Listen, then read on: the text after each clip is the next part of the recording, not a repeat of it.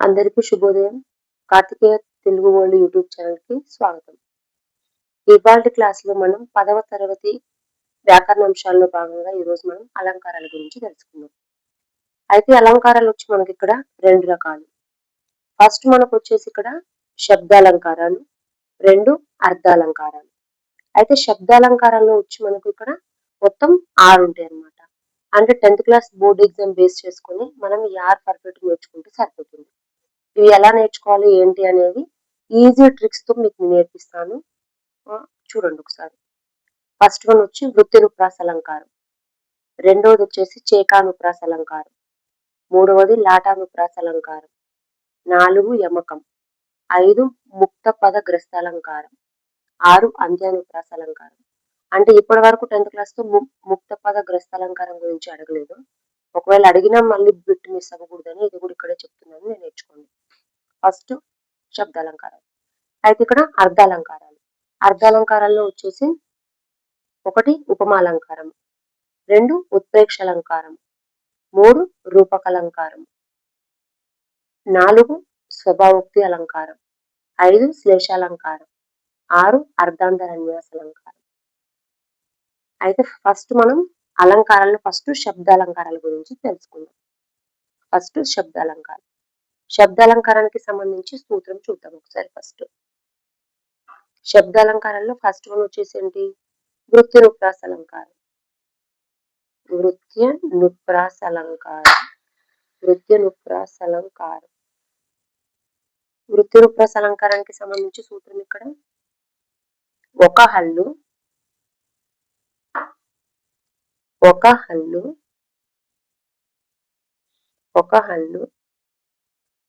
ఒకటి లేదా అంతకంటే ఎక్కువ సార్లు పునరావృతం అవ్వడాన్ని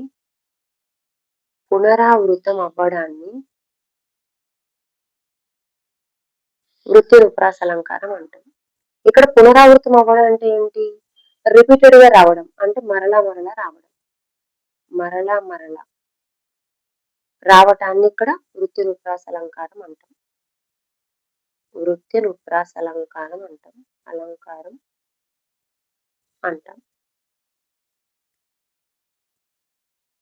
ఎప్పుడైనా మనము అలంకారాలకు సంబంధించి డెఫినేషన్స్ కంపల్సరీగా గుర్తుపెట్టుకోవాలి. అయితే ఇప్పుడు వృత్తినుప్రాస అలంకారంలో డెఫినేషన్ ఏంటి? ఒక హల్లు ఒకటి లేదా అంతకంటే ఎక్కువ సార్లు పునరావృతం అవ్వడం, అంటే మళ్ళీ రావడాన్ని మనం వృత్తినుప్రాస అలంకారం అంటాం. దీనికి సంబంధించి ఒక ఎగ్జాంపుల్ చూడండి. కంపల్సరీగా డెఫినేషన్స్ మనకు గుర్తుంటేనే బోర్డ్ ఎగ్జామ్ లో మనకు కంపల్సరీగా బిట్ పెట్టే అవకాశం ఉంటుంది. ఒకవేళ డెఫినేషన్స్ కనుక మనం మర్చిపోయామనుకో అది మళ్ళీ బిట్ రాంగ్ పెట్టే అవకాశం ఉంటుంది. కాబట్టి కంపల్సరీగా ఇక్కడ సూత్రాలకు సంబంధించి అవన్నీ కూడా మీరు బై హార్ట్ చేయాలి. ఇక్కడ ఉదాహరణకి వీరు పొమ్మను వారు కాదు,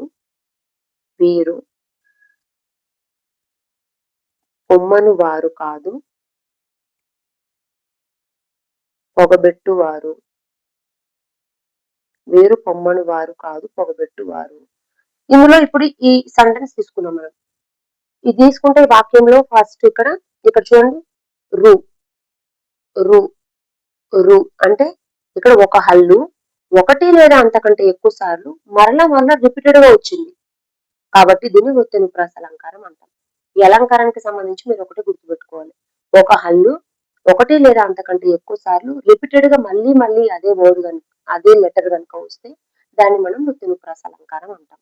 సింపుల్ గా దీన్ని వృత్తినుప్రాస అలంకారానికి సంబంధించి చాలా ఈజీ గుర్తుపెట్టుకోవచ్చు. ఇంకొక ఉదాహరణ తీసుకుందాం.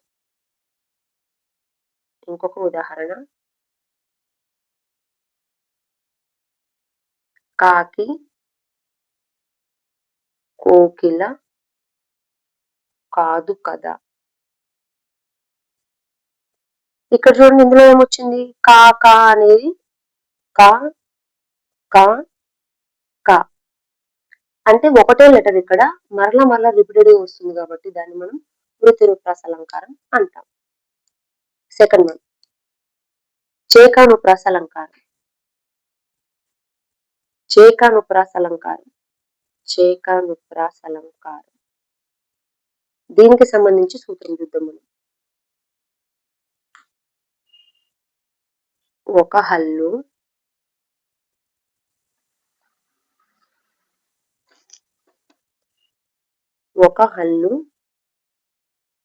అర్ధభేదంతో ఒక హల్లు అర్ధభేదంతో వెంట వెంటనే రావడాన్ని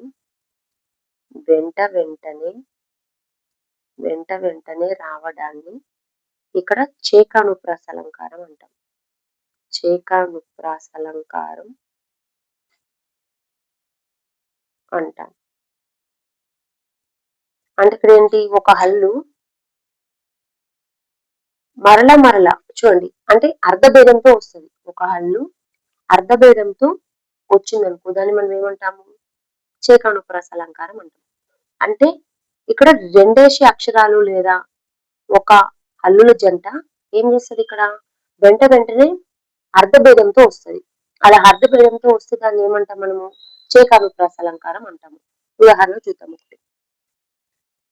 ఉదాహరణకు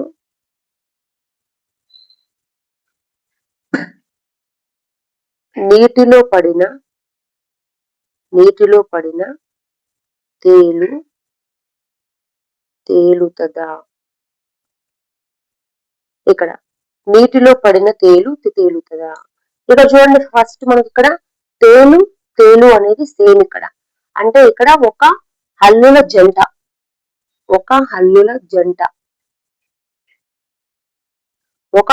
జంట అర్ధభేదంతో వెంటనే రావడాన్ని మనం ఏమంటాం, చేకానుప్రాస అలంకారం అని అంటాం కదా.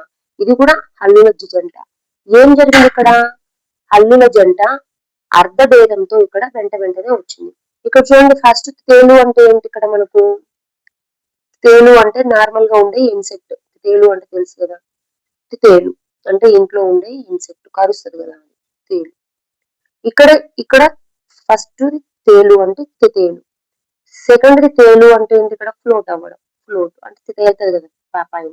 అంటే ఇక్కడ నీటిలో పడిన తేలు తేలుతుందా అంటే ఫస్ట్ తేలుకి తేలు అని అర్థం, రెండవ తేలుకి అంటే పైన ఏంటి ఫ్లోట్ అవ్వడం, అంటే పైన మనకు తేలడం అన్నమాట. అంటే ఒక హల్లుల జంట అర్ధభేదంతో, చూడండి సేమ్ ఉంటాయి హల్లులు, కానీ ఇక్కడ అర్థంలో భేదం ఉంది కాబట్టి దీన్ని మనం ఏమంటాము, చేకానుప్రాస అలంకారము అంటాం. అది తర్వాత ఇంకొక ఎగ్జాంపుల్ చూద్దాం. ఉదాహరణ 2. నిప్పులో పడితే